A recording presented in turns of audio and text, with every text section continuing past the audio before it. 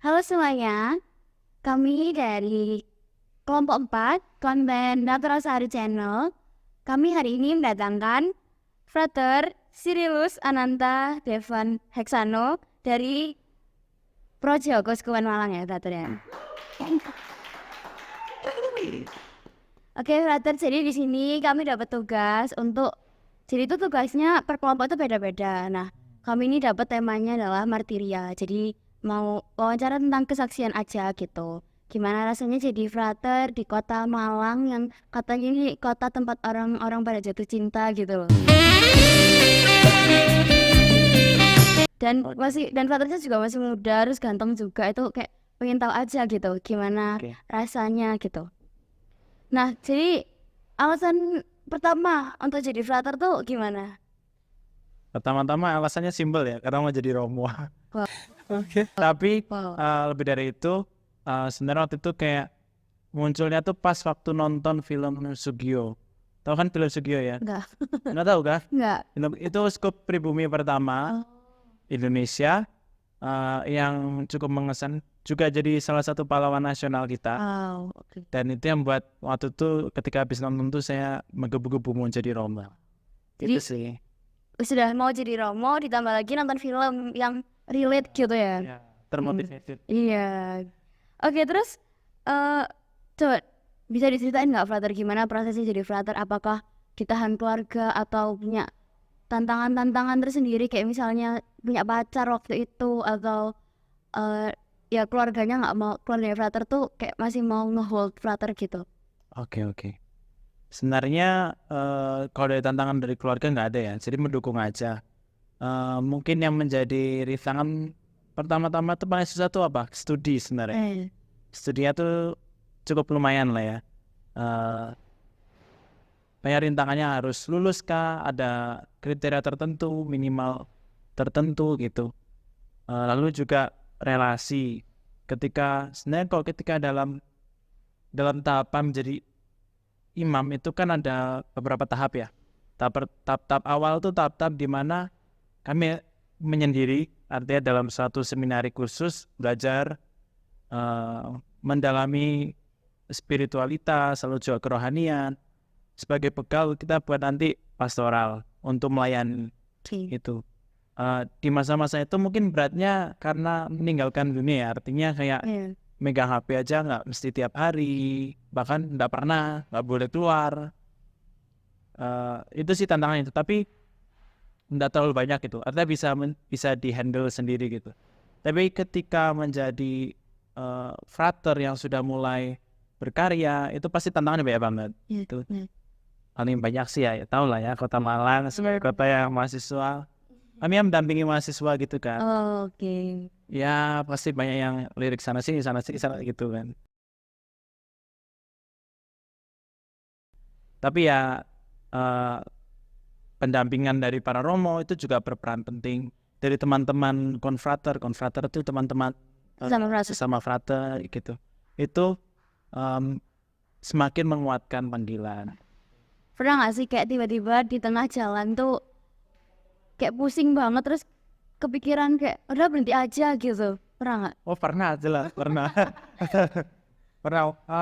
Itu sih waktu studi itu ya. Jadi ketika pelajaran susah banget ya kan. Kami itu mau jadi romo tuh harus belajar filsafat. Filsafat sesuatu yang mungkin apa ya, kayak nggak related gitu kelihatannya ya. Kan malah kebanyakan filsuf itu kan ateis ya. Tapi kami harus belajar gitu tuh, harus connect dengan otak mereka gitu tuh. Sering dapat nilai jelek gitu, kayak aduh ini bisa lanjut enggak ya gitu ya. Kayak gitu sih. Atau enggak apalagi ya, suka dukanya tuh kalau misalnya ada teman yang keluar. Kebanyakan kayak gitu tuh, misalnya karena kita sudah tinggal bersama, udah kayak keluarga gitu. Lalu ketika ada yang pergi, ada yang mengundurkan diri, itu kayak sedih. Tapi juga sisi lain juga bahagia karena mereka udah menemukan jati diri mereka gitu sih. Berarti kayak sebenarnya banyak banget suka duka yang dialami sama frater selama menjadi frater, sudah di umurnya masih muda, di kota Malang, harus mendampingi mahasiswa gitu. Ya, banyak banget pokoknya. Apa ya, kayak nggak stagnan gitu, nggak cuma doa-doa gitu, tapi banyak aktivitasnya dan juga keren-keren sih. Tapi frater enjoy mbak jadi frater? Enjoy. Enjoy, Ah, enjoy, oke. Asik sih kalau misalnya emang udah punya tujuan, terus ternyata tujuannya itu enjoy, itu tuh pasti bakal asik banget nih jalaninnya, nggak sih? benar. Tuh. Terus ini kan tadi emang di awal udah mau jadi frater gitu ya. Jadi nanti ke depannya itu mau gimana untuk dirinya sendiri? Apakah mau fokus banget untuk pendidikan atau mau cari, biasanya kan Rama-Rama tuh kan ada yang punya profesi lain kan, misalnya kayak jadi dosen atau jadi motivator gitu. Apa mau fokus banget jadi Romo yang hanya Romo untuk memimpin misa, atau mau ada side jobnya gitu? Oh, kalau fokusku terutama menjadi membekali diri untuk pelayanan nanti ke depannya, untuk menghadapi umat dan segala macamnya. Untuk lainnya itu seperti ya jadi dosen atau jadi macam-macam ya, banyak karir tertentu, itu tergantung dari kebutuhan Kuskupan ya. Karena Gitu. aku sendiri sebagai Projo Kuskupan Malang, aku nurut dengan Bapak Uskup. Apa yang dibutuhkan dengan Kuskupan, saya siap. Jadi nanti kalau misalnya tiba-tiba disuruh kayak Frater Deva bisa nggak lanjut pendidikannya ke dokter aja gitu, gimana, siap nggak? Oh, iya, kalau Bapak Uskup ya mau ya nggak apa sih. Tapi ya botak juga emang kita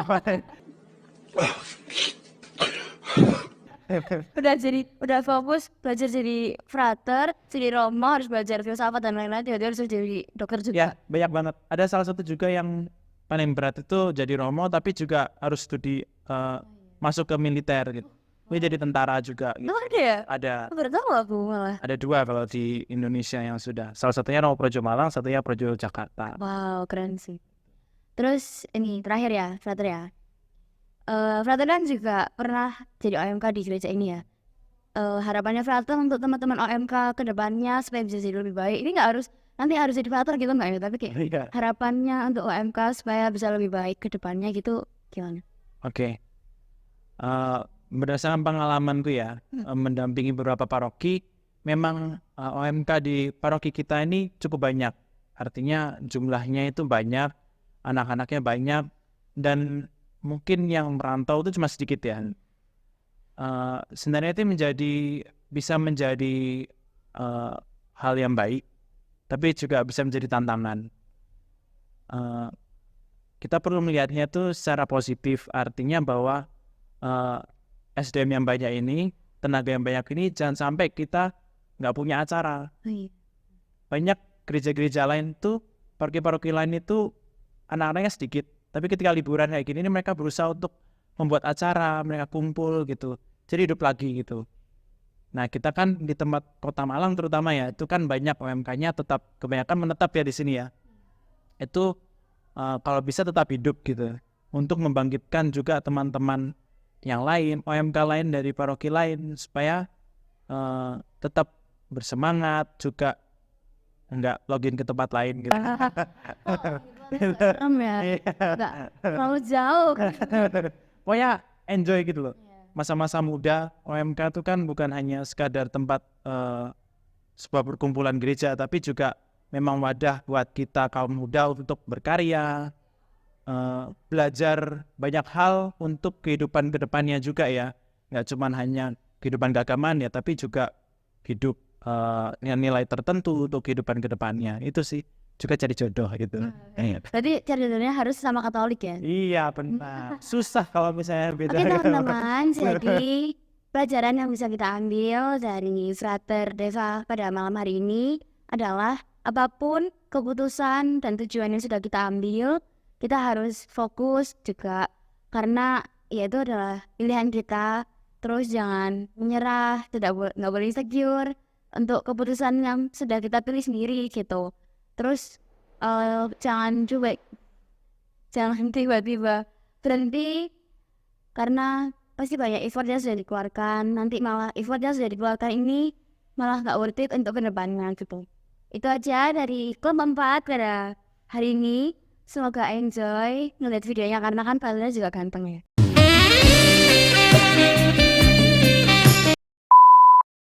Oke, terima kasih banyak ya Frater sudah bisa diwawancara sama kelompok 4. Semoga tetap bisa lanjut lah lebih baik. Amin. Brothernya bisa cepet jadi romo. Amin. Nanti semoga bisa mimpin misa di gereja ini ya. Amin. Mau doanya terus ya teman. Amin. Selalu doakan Kak Brother. Sip. Terima kasih banyak Brother. Terima kasih Mali.